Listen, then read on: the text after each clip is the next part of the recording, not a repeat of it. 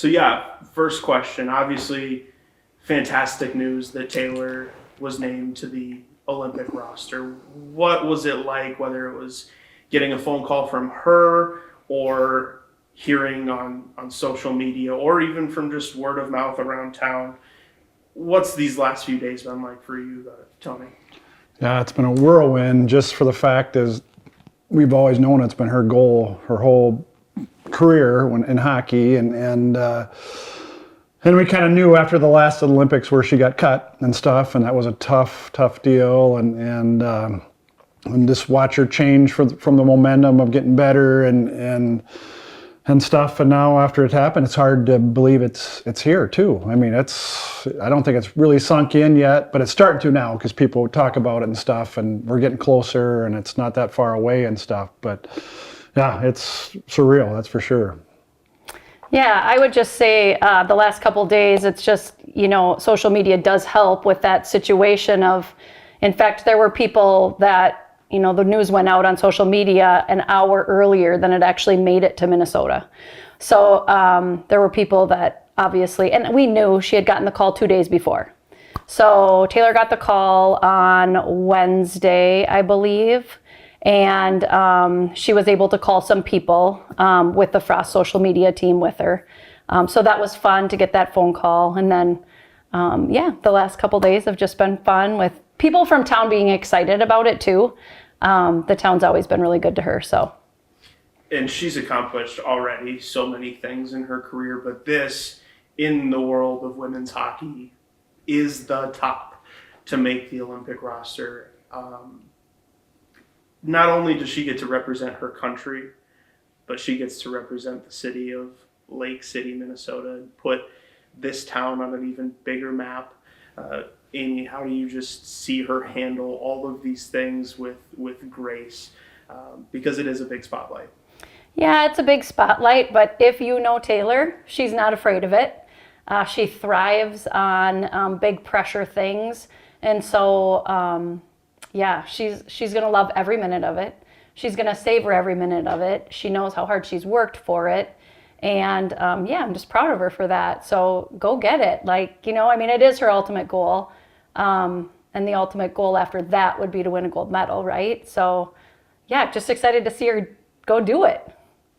And how about you, Tony? Yeah, the same thing. I mean, it's like I said, it's been a dream forever, and she likes the limelight where she wants to prove that she can do what she can do, and she's done that, and she's on that path of, hey, I'm dedicated and determined to get there, and now she's there, and now it's, hey, let's win a gold medal. Amy, it's almost been 2 years since she went back and visited her elementary school. She spoke to those kids what it was like this time 4 years ago, being one of the final cuts, having this be her goal. How have you seen her over the last 4 years make this happen? Well, really, truthfully, I'm going to go back to when she was 8. I think truthfully, the things she did between the ages of 8 and let's just say 15 are the things that I think are so impressive about Taylor's story. I think it started with a 10,000 puck challenge. The Red Wing hockey coach that she had at the time challenged her to 10,000 pucks. And I remember being out there in the summer on this little piece of plastic, and she'd shoot and shoot and shoot. So that's where it started. But then I also remember she always had a calendar, and she made it by herself, lines and everything. And she would write down exactly, and this was probably 10. She'd write down all the things she did in the day. I stick handled for 25 minutes. I did moves in the shed. I shot 120 pucks. I ran up the hill 4 times. And so that transitioned into I'm going to keep track of every single thing I did. And then after that, I would say she started to write goals on these big pieces of butchered board paper. And then she wrote the word Olympics above her light switch. And I think that was around when she was 12. And I truthfully think she set herself up for that and had that inside of her, that passion of wanting to do something really big. And so that's where I think most of the magic for Taylor's things happen. And of course, special people had to come across, in her life. And she went on to play for USA Hockey, and things got awfully complicated. Lots of travel and lots of teams. And But I think that is actually what set her up for success. And then it's just been fun, right? Like you did all of this work between those young ages. And now, starting at 16, she made her first USA team. And then it's just been a lot of fun and still committing to all of those things that she did when she was little. Tony, from watching her play in high school to going to Minnesota, winning the Patty Kazmaier, being the inaugural first overall draft pick, Walter Cup champion, playoff MVP, the list goes on and on, right? But like Amy was saying, 8 years old is when all these things started happening here in this house. I'm sure there were plenty of conversations about practice, games, maybe you watched film together. I know that you still talk every game. What's it like to see Taylor grow as a player, a person, but also maintain such a special, close-knit relationship? Yeah, that's a good point. I mean, she's, like Amy said, she's always been dedicated and determined to be the best that she can be. And I think that's a major part, but she's got that other aspect of that killer instinct where, hey, if I'm out here, I'm not going to be second best, I'm going to be the best. And I think that's always, and then I think the part of having two brothers to compete against all the time, and they did a good job of playing together if it was hockey or basketball, because she played basketball for quite a few years too and stuff. But and then other part, when she got into hockey, I mean, that kind of set her apart. We're a basketball family. Like Amy played basketball, I played basketball, the boys played basketball, Lake City's a basketball town, where now she can do her own thing, which I kind of enjoyed too, because that's something different. And she can start her own path and stuff. And so just through that whole momentum and we got that bonding relationship where we did a lot of stuff together. I mean, if it was shooting pucks or if it was running hills, I would do it with them. And she pushed me, I pushed her. And she was a type where some people you push, they push back, where she wanted, hey, keep on pushing me. And I think that's what separated her from other people, is she just keep on giving me more, and she just keeps on taking that next step. And so it's fun to watch that. And even today when we talk before every game, it's, I don't know if she gets a ton out of it, but she enjoys it. It's kind of a tradition thing that we do, and we keep on doing it. And I think we both enjoy it, and it's kind of fun. So what's it going to be like in Italy? Are you going to pick up the phone, or are you going to have coffee together? What are you envisioning this being like? It'll be the phone, because she's really ritual and stuff. So she's when she calls me, she's taping her stick. But the funny part is, well, she's in Seattle, so we'll look, man, she's going to call it this time. So I got to know, hey, I can't be in a meeting or whatever, at church or whatever it is. So we kind of get our game plan ahead of time. But the last two times she called doing her stick at the arena, they were doing a sound check with the national anthem. So we had to wait for the American national anthem, the Canada one to get over before we could talk again and stuff. So it's always kind of fun. But for sure, I'm sure it'll be on the phone, and I think I'll be probably more nervous than her. But. And then, Amy, what's it like just watching Taylor maintain that relationship as mom with her dad, that 2 hours before the game, the phone's going to ring and they're going to do their thing? Well, I think it's amazing. I think it's amazing that, she's been gone out of our house for 7 years. And, before that it was natural. You're sitting out here, you're sitting here, you're whatever. But I think it's great. I think it's great. I think it's really good for Taylor. I think Taylor needs a sounding board a lot of times. She has a lot of stuff to say. She has a lot of thoughts. And I would give him credit, because with all of our kids, when he speaks to them about sports and games, he really challenges them, but at the same time is just really good with them and what each of them needs, because they're all very different. Give it about a month, I'll be doing the 7-hour time difference calculations, but you guys get the blessing and opportunity to go overseas and take in every experience that the Olympics has to offer, not only as a parent, but also as a fan. Just have you wrapped your head around what this will be like From the moment you pull out of the driveway, X, Y, and Z with such a cool experience. Tony, we'll start with you. Yeah, it hasn't yet. I mean, like I said, I'm an Olympic person. When Olympics are on, if it's Summer Olympics or Winter Olympics, I mean, we both enjoy it. So we're watching that, and behind the scenes, where a lot of times, they'll have a show beforehand, which will talk about parents or whatever. So it hasn't hit me yet, but I know we're going to take advantage of it and have a good time and go with it, I guess, for sure. Yeah. We have some close friends from Lake City coming. We have I have some aunts, uncles, and cousins coming. So I guess, yeah, just really enjoy it. Such a special moment, and so much has gone into it to get her, to have her get herself there. That yeah, I'm excited, and I'm kind of semi the person that plans it. Although I have a great friend who also has been helping us along the way. But yeah, he's just basically going to get in the car and enjoy the ride. And, there's been a little bit more that's gone into it, but we're excited to go. I'm excited to see what that experience is all like over there. You mentioned you've got your hands in probably a bunch of different places doing all of this planning. But as you look at a list of who's making the trip, how cool is it to see that Taylor's camp will be well represented in Italy to be right behind her, cheering her on? I think that's the part that probably is so amazing to me, is the people that are, dedicating, time to go over there and support her. And there's people, that want to and just can't. And, there'll be a lot of people in Lake City and Red Wing, where she went to high school, and her coaches along the way. She will have so many people rooting for her. But I think it's going to be really special for her to have a group of people there cheering her on. And also, hopefully we'll get to see her a little bit in between games and at Olympic Village and things like that. So I think that's one of the things that I'm most thankful for, is just how many people have been on the journey with her.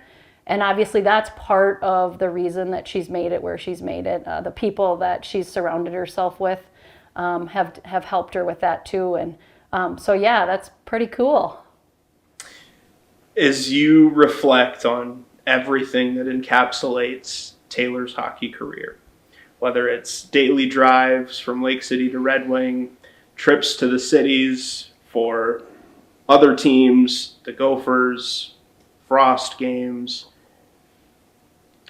do you guys just ever sit back and reflect on how cool everything she is doing, and at this juncture in time, it only continues to get bigger and bigger? Yeah, I mean, it's kind of crazy, just for the fact is it's been a lot of years of, but things have gone into place too, where she's been fortunate, had a good support staff. Phenomenal coaches. Like I said, her grandpa who would bring her to practices all the time. We were fortunate because we had 2 other kids and jobs and stuff where we had to have help, and everybody was willing to kick in and just to get started. What's the chance of her? I wasn't going to bring her down to that hockey that first time, and we just did it, and how that developed. The chance of that happening is very slim to none. But yeah, it's crazy, all those things that happened, and it's fun, that's for sure. I don't know how else to say it. Somebody said at one point in time, I don't know who it was, but somebody Googled her name on Wikipedia and sent me the list or whatever, and they're like, have you ever looked at the complete list of everything she's accomplished? And I don't know that I can say that I have record of it in scrapbooks, I'll tell you that much. But I think we've been alongside of her. And so it's just, I think as a person looking from the outside, you think, oh my goodness, look at that list. But when you're riding right along with them, she has brought us so many places, and we have been able to do so many things. We have met so many great people. And it's taken 17 years of her life, 18 years of her life. She's been playing this sport. So I think that slow ride and all those special things that she was able to do, they're all amazing. And when you look at them in a list, it's super amazing. This might be hard to do because there's so much that has to happen in the month leading up to the first game. But if you could put yourself in the arena, you guys will be decked out in red, white, and blue, but what will it be like watching your daughter take the ice in that sweater with those teammates to represent the United States? Yeah, it's crazy to think about. I mean, it makes me nervous right now. I mean, you can sit back and watch the game and enjoy it. I'm uptight guy, so I'm nervous before the game, during the game, after the game, what's going to happen and stuff. So I'm going to be all wound up tight, I'm sure. Hopefully I can find a way to relax some, but yeah, I'm an emotional guy, so I know I'm going to be excited and stuff for sure. I think the part that gets me, and she's been on the USA teams before, but the winner of the game gets their national anthem. And that is probably one of the most emotional times. So the first time that's going to happen, when they win, that's, I think, where it will hit me like, kid, you did it. Like, you've been, wanting to do this for a really long time, and you did it. But also in the back of my head knowing, dang, she knows there's, I got there, but there's more to it, and this is what I want to do. So yeah, it will be great. It will, a moment of being super proud of her and everyone else who has helped her along the way. Is there anything else about this accomplishment in Taylor's hockey career that I might have missed to really tell the story of everything that's gone into being an Olympian? Like you said, there's a list of what she did, but there's been lots of ups and downs. I mean, just the one time she got cut, there was a lot of other little things that you're not aware of, that getting hurt or things that didn't go well or terrible game. There's lots of up and downs, but that's what helps her to get better. I mean, when you just can't be up on a climb, where she had plenty of disappointments, things that didn't go well, but she was able to keep on using those as experiences to get better. And I think that's what separates her too, is that she's able to take those things and make the next step. And she kept on doing that, and that's why where she's at now. And we're, like I said, super proud of her and just so excited to see what happens. Yeah, and I would agree with Tony. Like, I think sports for all of our kids, and Taylor especially, like, you fail publicly, right? Like, you celebrate publicly and you fail publicly, and that makes you, become pretty darn, I don't even know what the word is, but I think that's one of the things that people don't understand about Taylor is, and any of the boys, is it hasn't always been easy, but it looks easy. And I think that is one of the things that really is, super hard for people to understand. Like, man, it just, everything seemed to come. Well, yeah, in your eyes it did, but live with them or live with her for, 18 years of her life, and now 7 years away from us, but still talking to her every day. There's a lot that doesn't go right, and you have to be able to look at what didn't go right, stew on it a little bit, and then say, all right, what am I going to do next? And that's the ticket. That's the way to do it, along with a lot of other blessings that have to happen along the way. And I didn't bring up she calls after games too.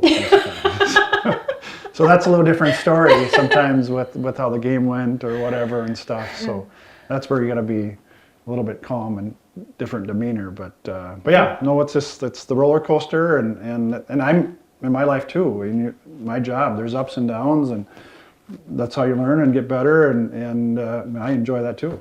Yeah. So it's. She's also come a long way as far as, like, I would say up until her age of 18, like, hockey was who defined her.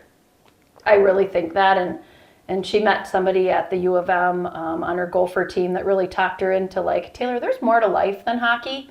And I think that was really beneficial to her, because I think now, as though it's, it's her job, it's her profession, I think that she is at the point where it's like hockey doesn't define me.